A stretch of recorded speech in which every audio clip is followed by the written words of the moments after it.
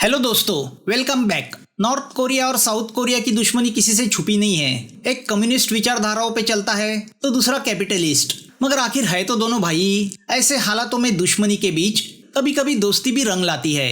Video शुरू करने के पहले हमारे आज के गोल्ड मेंबर मुन्ना केवत और उज्जवल सोनी का बहुत बहुत धन्यवाद। कहानी 1991 की है। खबर आती है कि नॉर्थ कोरिया न्यूक्लियर बॉम्ब बनाने की तैयारी में है। जाहिर है साउथ कोरिया को डर घेर लेता है। अमेरिका, जो साउथ कोरिया का साथी है, वो नॉर्थ कोरिया के खिलाफ एक्शन लेने का फैसला करता है। तो नॉर्थ कोरिया के न्यूक्लियर ठिकाने का एग्जैक्ट लोकेशन निकालने का जिम्मा साउथ कोरिया पे छोड़ा जाता है। इस मिशन की शुरुआत एक ड्रामे से होती है। सियोक नाम के मिलिट्री सीनियर पे जासूसी का काम सौंपा जाता है, जिसे नॉर्थ कोरिया जाके वहां के न्यूक्लियर ठिकानों का लोकेशन एजेंसी को देना है, जिसके लिए सबसे पहले तो सियोक की आइडेंटिटी चेंज करना जरूरी है। तो सियोक पहले जुआरी शराबी बनने का नाटक करता है। इस काम के लिए उसे वक्त वक्त पे मिलिट्री से पैसे भी दिए जाते हैं। फिर सियोक को एक बिजनेसमैन बनाया जाता है, जो आसपास के देशों में जाके वहां से चीजें खरीद के साउथ कोरिया में बेचने का काम करता है। अगर सियोक मिलिट्री में ही रहता तो अब तक लेफ्टिनेंट बन जाता, मगर वो खुद भी एक जासूस बनना चाहता था। सियोक का ये बैकग्राउंड बनाना इसलिए जरूरी है ताकि नॉर्थ कोरियन एजेंसी की आंखों में धूल झोंकी जा सके। सियोक का ये बैकग्राउंड बनाने में 2 साल और काफी पैसे खर्च होते हैं। तो एक दिन नकली ड्रामे से NIS, जो साउथ कोरिया की खुफिया एजेंसी है, उसके एजेंट सियोक को पकड़ लेते हैं। सियोक के खास दोस्त बिंगचुल को भी हिरासत में लिया जाता है। NIS चीफ चोई इस बिंगचुल को इंट्रोगेट करता है। चोई बिंगचुल से कहता है उसके गुरु प्रोफेसर जैंग हुक, जो फिजिक्स के साइंटिस्ट है, वो नॉर्थ कोरिया के न्यूक्लियर प्रोजेक्ट में मदद कर रहे हैं। चोई उसे डराता है, प्रोफेसर के साथ तुम्हारा रहना तुम्हें जिंदगी भर के लिए जेल भेज सकता है। तो बिंगचुल एजेंसी को मदद करने तैयार होता है। एक नकली फंक्शन का आयोजन करके जैंग हुक को अरेस्ट किया जाता है। जैंग हुक चोई से कहता है, मैं न्यूक्लियर साइंटिस्ट हूँ और चाइनीज यूनिवर्सिटी में काम करता हूँ। नॉर्थ कोरिया के न्यूक्लियर प्रोग्राम के बारे में मैं कुछ नहीं जानता। चोई उससे कहता है खेल खेलने का कोई मतलब नहीं। तो अब चोई जैंग हुक को $1 मिलियन और उसके बेटे के अमेरिका पढ़ाई का खर्चा देने का लालच देता है। जैंग हुक के पास कोई ऑप्शन नहीं होता, तो वो बोलना शुरू करता है। नॉर्थ कोरिया ने 1989 में ही योंगबॉन में न्यूक्लियर प्रोग्राम शुरू किया था। साइंस एकेडमी के जरिए उनका ये काम चल रहा था। अब 4 साल बाद वो न्यूक्लियर बॉम्ब बनाने में कामयाब हुए हैं। वो सुन के सियोक और चोई दोनों शॉक होते हैं, मगर ये वेपन्स कहाँ है ये नॉर्थ कोरिया के टॉप ऑफिसर्स ही जानते हैं। चोई को डर है नॉर्थ कभी भी इन बॉम्ब का इस्तेमाल कर सकता है। तो सियोक पे मिशन सौंपता है कि उन टॉप ऑफिसर से पहचान बना के उसे उन वेपन की सारी इंफॉर्मेशन निकाल के लानी होगी। नॉर्थ कोरिया की इकोनॉमिक कमेटी बीजिंग में स्थित है, जिसका डायरेक्टर है रियोंग, जो काफी पढ़ा लिखा और अक्लमंद इंसान है। वही नॉर्थ कोरिया के एक्सटर्नल बिजनेस अफेयर्स को संभालता है। उसका सीधा एक्सेस किम जोंग से है। तो यही रियोंग सियोक का टारगेट है। चोई कहता है बिजनेसमैन बन के इससे पहचान बनाओ। तुम्हारी असली पहचान सिर्फ 3 लोग जानते हैं, एक मैं, दूसरा मिलिट्री चीफ और तीसरे तुम खुद।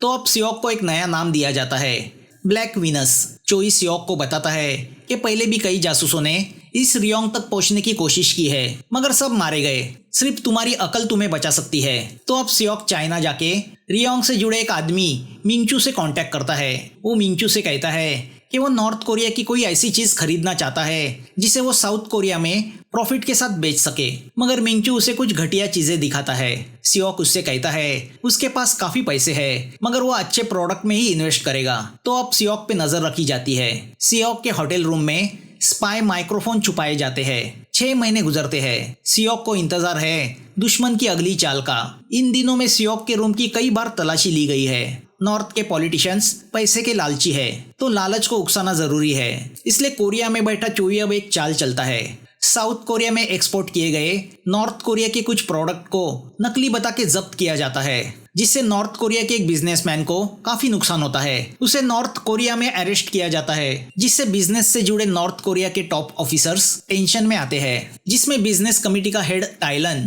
और इंटेलिजेंस चीफ हैंसॉक है, क्योंकि इस बात से उनका कमीशन मारा गया है। ऊपर से उन्हें मैसेज आया है कि वो इस मैटर को जल्द से जल्द सुलझाए।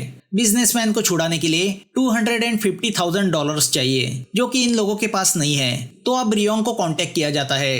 रियोंग की नजरों के सामने आता है सियोक, जो पैसे लेके घूम रहा है। वो सियोक को कॉल करके उससे मिलने की इच्छा दर्शाता है। सियोक को इसी बात का तो इंतजार था। सियोक को एक रेस्टोरेंट बुलाया जाता है। सियोक की तलाशी ली जाती है। रियोंग सियोक से कहता है कि उनका एक बिजनेसमैन पुलिस कस्टडी में है, तो सियोक उनकी मदद करे। सियोक तैयार होता है। तो अब रियोंग सियोक को 3 सवाल करता है। पहला ये कि तुम कोरियन मिलिट्री के इंटेलिजेंस डिपार्टमेंट में थे, तो वो छोड़ के तुम बिजनेसमैन क्यों बने?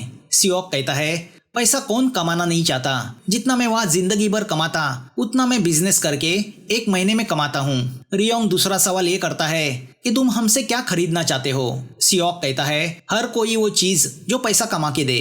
तीसरा सवाल ये होता है क्या तुम साउथ कोरियन गवर्नमेंट के खुफिया कागजात हमें लाके दे सकते हो? वो सुन के सियोक के चेहरे का रंग उड़ जाता है। रियोंग कहता है हम दोनों के बीच विश्वास बनाना है तो ये तुम्हें करना होगा।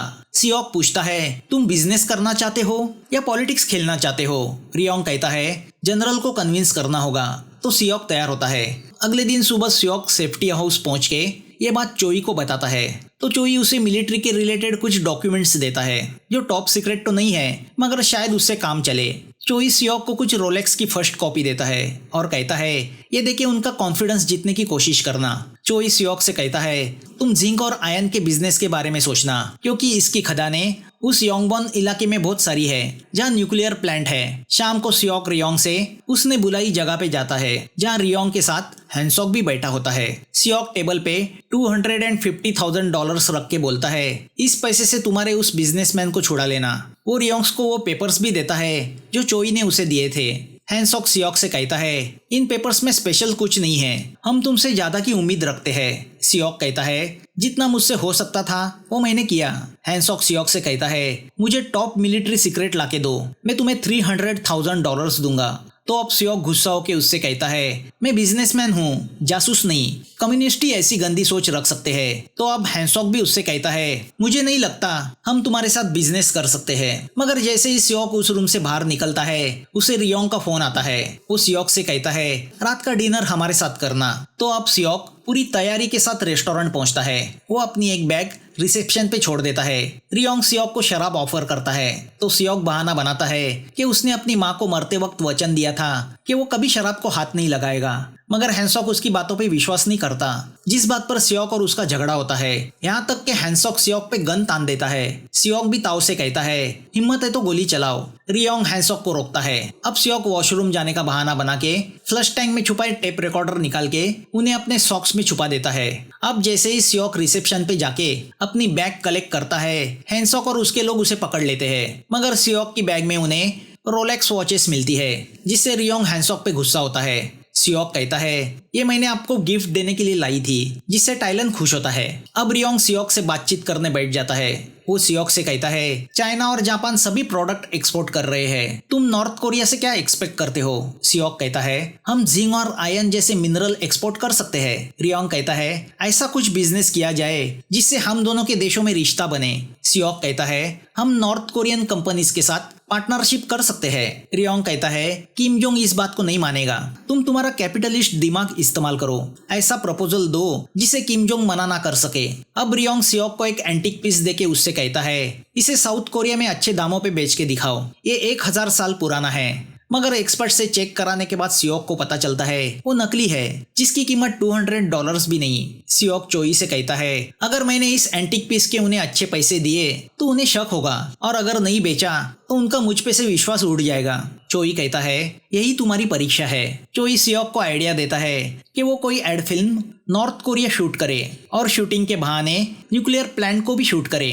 दुश्मन के घर में घुस के जासूसी करने का ये अच्छा रास्ता है। वो किसी हैंजू का नाम सजेस्ट करता है जो कभी बड़ा एडवर्टाइजिंग डायरेक्टर था और जिसका हमेशा ये सपना रहा है कि नॉर्थ कोरिया जाके एड फिल्म बनाए। तो अब सियोक इस हैंजू के पड़ोस में अपार्टमेंट लेके उससे दोस्ती बढ़ाता है। जब हैंजू को पता चलता है कि सियोक नॉर्थ कोरिया में बिजनेस करता है तो वो सियोक से कहता है तुम प्रोडक्ट बेचो, मैं उसकी एड बनाऊंगा। यहाँ डेमोक्रेटिक पार्टी का लीडर डाइजुंग धड़ाके से अपनी इलेक्शन रैली शुरू करता है, जिससे रूलिंग पार्टी का प्रेसिडेंट होई चैंग टेंशन में आता है, क्योंकि डाइजुंग कम्युनिज्म को प्रमोट करता है।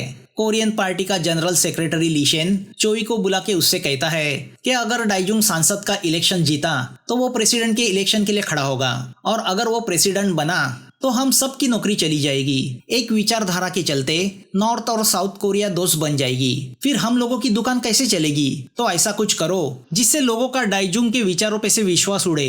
या चाइना के एक डिस्को पब में सियोक रियोंग से मिलने जाता है और उसके सामने एक नया बिजनेस आइडिया रखता है। वो रियोंग से कहता है बिना कुछ बेचे हम ये बिजनेस कर सकते हैं। आइडिया होती है नॉर्थ कोरिया के लोकेशन को शूटिंग के लिए रेंट पे देना। सियोक उनसे कहता है इसमें बहुत पैसे हैं। हैंसॉक टांग अड़ाते हुए कहता है कम्युनिस्ट कंट्री में शूटिंग की परमिशन एक कैपिटलिस्ट आइडिया है, जनरल को पसंद नहीं आएगी। सियोक रियोंग से कहता है शूटिंग के जरिए हम टूरिज्म डेवलप कर सकते हैं, बहुत प्रॉफिट कमा सकते हैं। रियोंग उससे कहता है मुझे जनरल से बात करनी पड़ेगी। अब सियोंग रियोंग को एंटिक बेच के आए हुए $1000 देता है और उससे कहता है मेरी नकली वॉच के बदले तुमने मुझे नकली एंटिक पीस दिया, मगर मैं तुम्हारे लिए वो मेडिसिन लाया हूँ जो तुम्हें जवान और तंदुरुस्त रखेगा। यहाँ रात को एलओसी पे नॉर्थ कोरियन आर्मी की तरफ से साउथ कोरिया की बॉर्डर पे कुछ रॉकेट्स फायर किए जाते हैं, जिसका असर आने वाले इलेक्शन पे पड़ जाता है।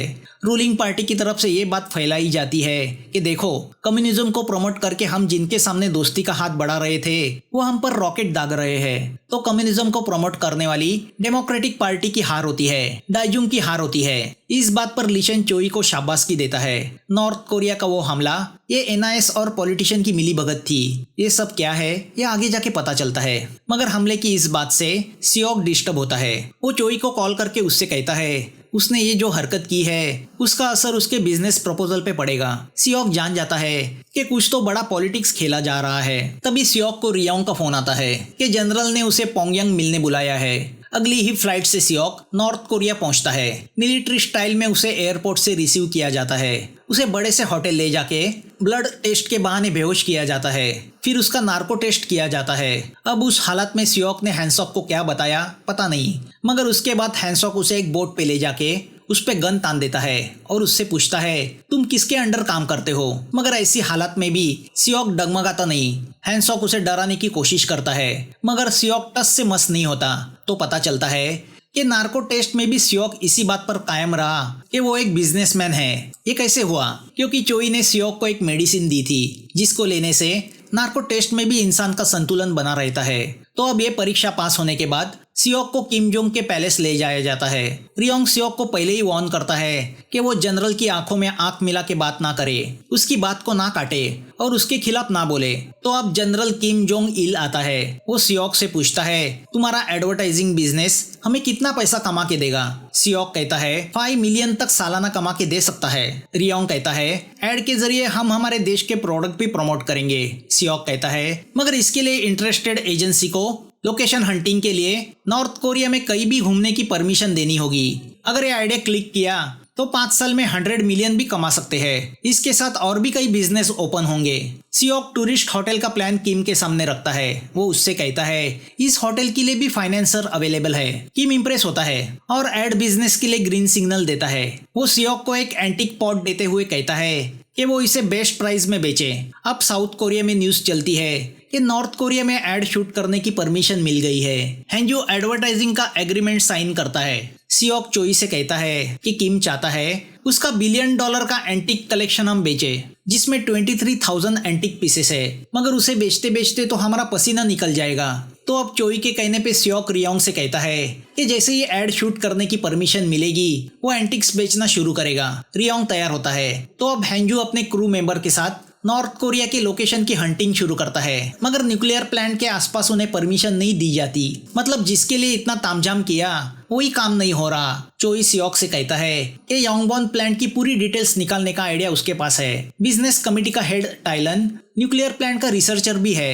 वो लालची है, उसे फुसलाया जा सकता है। तो सियोक उससे मदद ले। एक शाम सियोक ये मुद्दा रियोंग के सामने रखता है कि कुछ एड वाले योंगबोन शूट करने में इंटरेस्टेड है। रियोंग कहता है ये पॉसिबल नहीं, वो रेस्ट्रिक्टेड एरिया है। तो अब सियोक हैंसॉक को झूठी कहानी बना के पटाता है। वो उससे कहता है आर्कियोलॉजिस्ट से मुझे पता चला है कि योंगबोन के पास कुछ पुराने शाही मकबरे हैं, उनके साथ कई प्राचीन चीजें दफन की गई होगी। उस पुराने खजाने को बाहर निकाला जाए तो उसकी कीमत $1 मिलियन में होगी, जिसमें तुम्हारा भी तो कमीशन होगा। रियोंग तो डरपोक है, मगर तुम समझदार हो। हम उस खजाने को ढूंढ के जनरल को सरप्राइज देंगे, तुम्हारा प्रमोशन होगा। हैंसॉक सियोक की बातों में आके तैयार होता है। अगले ही दिन सियोक रियोंग और टाइलन के साथ योंगबॉन पहुंचता है। रियोंग सियोक के कॉलर पे फ्लैग का बैज लगाता है। रियोंग उससे कहता है ये इस बात की निशानी है कि अब तुम हम में से एक हो। वो सियोक को टाइलन के साथ भेज देता है और खुद कार में बैठ जाता है। दोनों उस इलाके का मुआयना करने निकलते हैं। वो इलाका यानी गरीब बस्ती होती है। आए दिन वहाँ लोगों की भूख और ठंड के मारे मौतें हो रही है। लाशों के ढेर लगे हैं। आसपास कोई ना देखकर टाइलन सियोक से कहता है मैं रात को तुम्हें उस एरिया में ले जाऊंगा जिसकी जासूसी करने तुम आए हो। तो सियोक उसे इशारे से चुप रहने कहता है, क्योंकि वो जान गया है कॉलर पे लगाए फ्लैग में छुपा माइक्रोफोन है जिसके जरिए रियोंग उनकी बातें सुन रहा है। तो सियोक अचानक बात को पलटा के टाइलन से कहता है तुम क्या बात कर रहे हो, मेरी समझ में नहीं आ रहा। हम यहाँ मकबरे ढूंढने आए हैं, कोई जासूसी करने नहीं। मगर रियोंग जान जाता है टाइलन साउथ कोरिया से मिला हुआ है। रात को सियोक बड़े लोगों के फंक्शन में जाता है, मगर टाइलन वहाँ नहीं आता। वो समझ जाता है टाइलन को अरेस्ट किया गया होगा। मौका देख के रियोंग सियोक से कहता है हम जो एडवर्टाइजिंग प्रोजेक्ट कर रहे हैं उसकी वजह से 40 साल बाद हम में दोस्ती का रिश्ता जुड़ने जा रहा है, उसे खराब मत करो। अगर तुम्हारी असलियत बाहर आई तो तुम्हारे साथ मैं और मेरी फैमिली को भी खत्म किया जाएगा। मेरी दोस्ती का लिहाज रखो। बिजनेसमैन की भेष में आए हो वही बन के रहो। रिश्ते में दरार आने से सियोक डिस्टर्ब होता है। यहाँ साउथ कोरिया में प्रेसिडेंट के इलेक्शन नजदीक आ रहे हैं। डेमोक्रेटिक पार्टी का लीडर डाइजुंग और न्यू कोरियन पार्टी का लीडर होई चैंग, इनमें जंग छिड़ी है कि कौन प्रेसिडेंट बनेगा। डाइजुंग का प्रभाव बढ़ते जा रहा है, जिससे कोरियन पार्टी का सेक्रेटरी लीशेन फिर टेंशन में आता है। वो चोई को फिर से वही चाल चलने कहता है जो उसने पिछले इलेक्शन में चली थी, मगर नॉर्थ कोरियन को कांटेक्ट करने का रास्ता चोई के पास नहीं है। तो लीशन उससे कहता है ब्लैक विनस यानी सियोक के जरिए मीटिंग का इन्विटेशन भेजो। अगर चोई ऐसा करता है तो ये पोल खुल जाएगा कि सियोक NIS एजेंट है। चोई कंफ्यूजन में पड़ जाता है। एक तरफ जिद्दी पॉलिटिशियन है तो दूसरी तरफ मेहनत से जमाई हुई मिशन है। स्वार्थी पॉलिटिशियन के चंगुल में वो फंसा हुआ है, क्या करता बेचारा। तो चोई किसी सुनसान जगह सियोक को बुला के उसे एक एनवलप देते हुए कहता है कि ये वो रियोंग को दे। सियोक समझ नहीं पाता ruling party north Korean authority के साथ सीक्रेट मीटिंग क्यों अरेंज करना चाहती है। चोई उससे कहता है तुम सिर्फ इसे डिलीवर करो। सियोक कहता है मेरी इमेज एक बिजनेसमैन की है, अगर मैं इसे दूंगा तो मुझ पे शक किया जाएगा, इतने सालों की मेहनत बेकार हो जाएगी। चोई उससे कहता है इस लेटर पे हम सब की नौकरी टिकी हुई है, नौकरी सलामत रही तो देश सेवा कर पाएंगे। तो सियोंग रियोंग को चोई का वो एनवलप देता है। मिलेनियम होटल के रियोंग के रूम में मीटिंग अरेंज की गई है। सियोक क्यूरियस है कि नॉर्थ और साउथ कोरिया इंटेलिजेंस के टॉप ऑफिसर्स आपस में क्यों मिलना चाहते हैं। तो मीटिंग के कुछ ही देर पहले वो एक चाल चलता है। वो रियोंग के रूम के बाहर खड़ा होकर रियोंग को कॉल लगाता है कि वो एड प्रोजेक्ट को लेके कोई पेपर्स लाया है। रियोंग कहीं बाहर गया है। वो सियोक से कहता है कि वो पेपर छोड़ के चला जाए, मगर सियोक रियोंग की सिक्योरिटी से कहता है कि उसे रूम में इंतजार करने कहा गया है। रूम में जाते ही सियोक फैक्स मशीन और सोफे में माइक्रोबग फिट कर देता है। चोई के आने के जस्ट पहले वो वहां से निकलने में कामयाब होता है। अब चोई और रियोंग के बीच मीटिंग शुरू होती है, जिसमें हैंसॉक भी है। साउथ कोरियन ऑफिसर्स चाहते हैं प्रेसिडेंट इलेक्शन के 2 दिन पहले नॉर्थ कोरिया पिछली बार की तरह कुछ रॉकेट साउथ कोरिया की तरफ फायर करे, मगर इस बार सिर्फ रॉकेट्स ही नहीं, कुछ सीरियस मिलिट्री एक्शन दिखाए। उनकी ये बातें वहां छुपाए माइक्रोफोन के जरिए नीचे वाली रूम में बैठा सियोक सुन रहा है। ऑफिसर्स कहते हैं कि नॉर्थ कोरिया के इस एक्शन से साउथ कोरिया के लोगों के दिल में नॉर्थ कोरिया को लेकर दुश्मनी जाग जाएगी और हम दोनों देशों की दोस्ती को प्रमोट करने वाले डाइजुंग की इलेक्शन में हार होगी। साउथ कोरिया का एक ऑफिसर कहता है समुंदर पे खड़ी हमारी कुछ वॉर सबमरीन्स पे आप बॉम्ब्स डाल सकते हो, वो काफी पुरानी हो चुकी है। रियोंग कहता है आप छोटी सी चिंगारी को हवा दे रहे हो, आपके इलेक्शन के चक्कर में कई सचमुच वॉर ना शुरू हो जाए। चोई रियोंग से कहता है इस बार कुछ असली वॉर जैसा लगना चाहिए, इलेक्शन के बाद हम म्यूचुअली इसे स्टॉप कर देंगे। रियोंग कहता है एड बिजनेस के जरिए हमारे बीच फिर से दोस्ती की शुरुआत हो रही है, उसे तुम एक ही दिन में दुश्मनी में बदलना चाहते हो। हम कुछ अच्छा करने की चाहत रखते हैं और तुम तुम्हारे स्वार्थ के लिए लोगों के दिल में दुश्मनी का बीज बोने की कोशिश कर रहे हो। चोई कहता है अगर हम दोनों देशों में दोस्ती हुई तो हम जैसे लोगों की दुकान बंद हो जाएगी, दुश्मनी है तो हमारा घर है। चोई अब इन्हें ऑफर देता है कि अगर वो ये झूठा वॉर छेड़ने को तैयार है तो उनकी पार्टी उन्हें $4 मिलियन देने को तैयार है। हैंसॉक को ऑफर पसंद आता है। वो तुरंत उन पेपर्स को जनरल के यहाँ फैक्स करता है। क्योंकि सियोक ने फैक्स मशीन में बग लगाया है तो उसकी एक कॉपी उसके फैक्स मशीन पे भी आती है। वो देख के सियोक पूरी तरह शॉक होता है। हैंसॉक कहता है कि नॉर्थ वाले भी कम्युनिस्ट विचारधारा के डाइजुंग को पसंद नहीं करते। हम दोनों देशों की विचारधाराओं में विरोधी सोच होना जरूरी है, उसी से तो हमारा वजूद है। हम दोनों को जिंदा रहने के लिए दुश्मनी की जरूरत है, दोस्ती हमें ले डूबेगी। थोड़ी ही देर में चोई के इस प्रपोजल को जनरल की तरफ से अप्रूवल मिलता है, मगर ये सब सुन रहा सियोक बहुत गुस्सा होता है और रात को चोई से मिलता है। वो चोई से कहता है अपने मतलब के लिए तुम लोग देश को इस्तेमाल कर रहे हो, दोनों देशों के लोगों की भावनाओं से खेल रहे हो। तुम लोग दोस्ती नहीं दुश्मनी चाहते हो, सिर्फ इसलिए ताकि तुम्हारी कुर्सी बनी रहे। अच्छे नेता को तुम जैसे करप्ट पॉलिटिशियन अपनी गंदी चालों से हराना चाहते हो। इससे बड़ा दुर्भाग्य इन दो देशों का और क्या होगा। चोई कहता है इमोशन से देश नहीं चलता, लॉजिक से चलता है। सियोक कहता है ये नॉनसेंस मुझे मत सिखाओ, तुम दुश्मनों को पैसा खिला के हमारे देश के खिलाफ इस्तेमाल कर रहे हो। इसे सिर्फ देशद्रोह कहते हैं, लॉजिक नहीं। अब तुम मेरा लॉजिक देखो। रात को सियोक रियोंग से मिलता है, जो खुद भी इस बात से बहुत दुखी है। वो रियोंग से कहता है अगर तुम अपने देश को सुधारना चाहते हो तो तुम्हें क्रांति लानी होगी। रियोंग कहता है हमारे देश के नागरिक भूखमारी से मर रहे हैं और बड़े ऑफिसर्स दुश्मन देशों के पैसों पे ऐश कर रहे हैं, कैसे क्रांति आएगी। सियोक कहता है तुमने मुझे दोस्त समझ के मुझ पे भरोसा किया है, अब सिर्फ एक बार इस दुश्मन पे भरोसा करो। मेरी जनरल के साथ मीटिंग अरेंज करो। अगले दिन सियोक नॉर्थ कोरिया जाके किम जोंग से मिलता है। सियोक किम जोंग से कहता है हमारे देश के पॉलिटिशियंस तुम्हें इस्तेमाल कर रहे हैं, पैसे लेके आपने झूठ मूठ का ही सही, अगर युद्ध छेड़ा तो उसका असर हमारे एड और टूरिज्म बिजनेस पे होगा। लोगों को हमेशा बेवकूफ नहीं बनाया जा सकता। जिस दिन उन्हें पता चलेगा स्वार्थी और लालची देश आपस में खेल खेल रहे हैं तो क्रांति आएगी। जो रशिया और चाइना में हुआ वो यहाँ होगा। 3 मिलियन के लिए तुम अपना कई बिलियन डॉलर्स का नुकसान कर बैठोगे। तो अब किम हैंसॉक और रियोंग को ऑर्डर देता है कि वो युद्ध ना छेड़े। यहाँ इलेक्शन एक दिन पे आ जाता है, मगर नॉर्थ कोरिया की तरफ से कोई एक्शन ना देखकर चोई और लिशन टेंशन में आते हैं। तभी चोई को पता चलता है कि सियोक कोरिया जाके किम जोंग से मिला। वो समझ जाता है ये सब उसी का किया कराया है।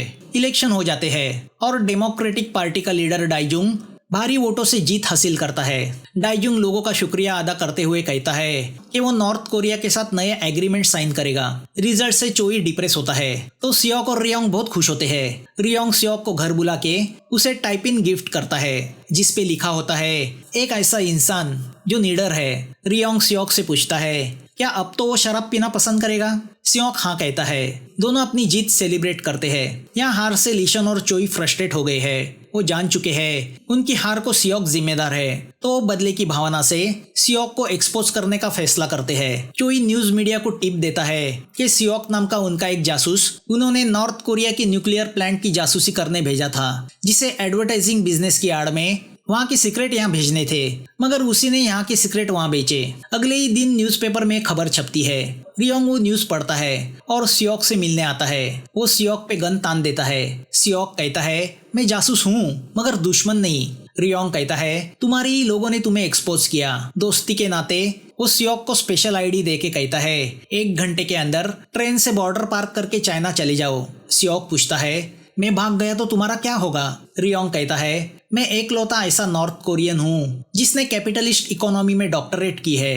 मैं फॉरेन करेंसी के जरिए मेरे देश को बहुत कमा के दे रहा हूँ, तो किम मुझे मारेगा नहीं, मैं उनकी जरूरत हूँ। सियोक रियोंग से कहता है हम फिर एक बार जरूर मिलेंगे। रियोंग कहता है अगर तकदीर में लिखा होगा तो जरूर मिलेंगे। अगली ही ट्रेन से सियोक नॉर्थ कोरिया छोड़ देता है। ट्रेन में चेकिंग जरूर होती है, मगर उसकी स्पेशल आईडी देख के कोई उसे रोकता नहीं। यहाँ नॉर्थ कोरिया में हैंसॉक और उसकी पूरी टीम को जेल भेज दिया जाता है, तो रियोंग को भी अरेस्ट किया जाता है। चाइना में छुपे सियोक को ये बात खाई जाती है कि कहीं उसकी वजह से रियोंग और उसकी फैमिली को मार तो नहीं दिया गया। तो यहाँ साउथ कोरिया में चोई पे इंक्वायरी लगाई जाती है कि इलेक्शन जीतने के लिए उसने नॉर्थ कोरिया को पैसे देके हमले करवाए। उसे अरेस्ट किया जाता है। सियोक यही सोचता है जासूस बन के उसने क्या हासिल किया।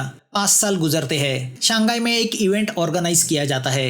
इवेंट की वजह होती है साउथ कोरिया और नॉर्थ कोरिया मिलके एक फिल्म बनाने वाले हैं जिसकी शूटिंग नॉर्थ कोरिया होने वाली है और जिसका डायरेक्टर है हेंजू। तो उसने खास करके सियोक को बुलाया है। इस लॉन्चिंग इवेंट में नॉर्थ कोरिया के फॉरेन मिनिस्टर्स को भी बुलाया गया है। भीड़ में सियोक की आंखें रियोंग को ढूंढ रही है। मगर उसे वो कहीं नजर नहीं आता कि तभी वहाँ पे रियोंग आता है। रियोंग सियोक को देख के शॉक होता है। इतने सालों बाद ये अजीब दोस्त एक दूसरे को देख के बहुत खुश होते हैं। रियोंग दूर से सियोक को अपने कलाई पे बांधी वो रोलेक्स वॉच दिखाता है जो सियोक ने उसे गिफ्ट की थी। तो सियोक भी उसे अपने टाई पे लगाई पिन दिखाता है जो रियोंग ने उसे गिफ्ट की थी। वो देख के दोनों के चेहरे पे खुशी की लहर दौड़ती है। दोस्ती हो तो ऐसी जिसे दुश्मनी भी मात ना दे सके। इस इवेंट के 5 साल बाद सियोक को अरेस्ट किया गया। 6 साल बाद उसे जेल से छोड़ा गया। सियोक और रियोंग फिर कभी नहीं मिले, मगर दोस्ती का अटूट नाता एक दूसरे के दिल में हमेशा रहा। दोस्तों, मेरी मेहनत के बदले मैं आपसे बस यही रिक्वेस्ट करूंगा कि आप इस चैनल को सब्सक्राइब करें, लाइक करें, इस वीडियो को शेयर करें ताकि हमारा हौसला और बढ़े। तो फिर मिलेंगे नए वीडियो के साथ। Thanks for watching.